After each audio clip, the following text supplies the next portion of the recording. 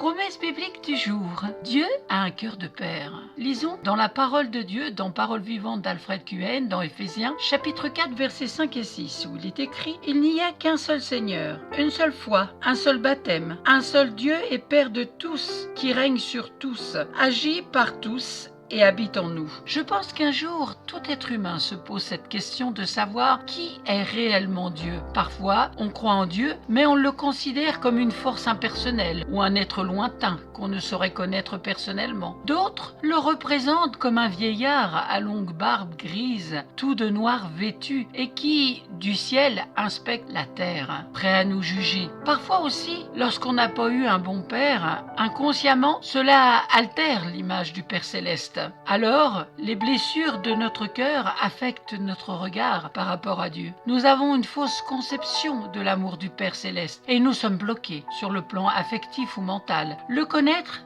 est tout autre chose que de voir seulement ou entendre parler de lui. Lisons dans Jean chapitre 1, verset 12.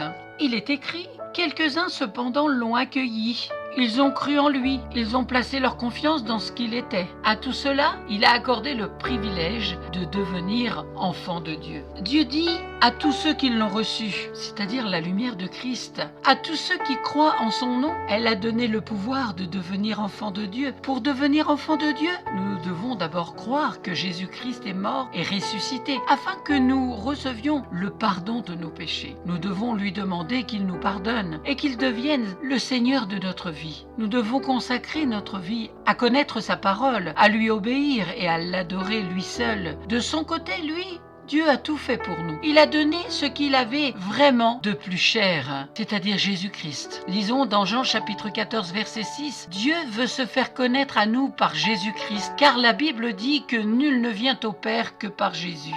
Oui, Dieu a donné ce qu'il avait de plus cher, son seul Fils. Donc, il est bien un Père, et il a un cœur de Père. Dieu désire ardemment nous renouveler, nous restaurer, par la puissance guérissante de son amour. Dieu te dit aujourd'hui, dans Jérémie chapitre 31, versets 3 et 4, « De loin l'Éternel se montre à moi. Je t'aime d'un amour éternel. C'est pourquoi je te conserve ma bonté.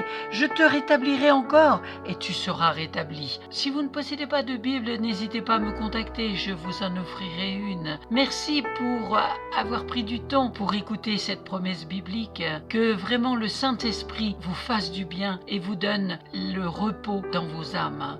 Et que sa puissance d'amour du Père descende dans vos cœurs. À très très bientôt. Soyez abondamment bénis.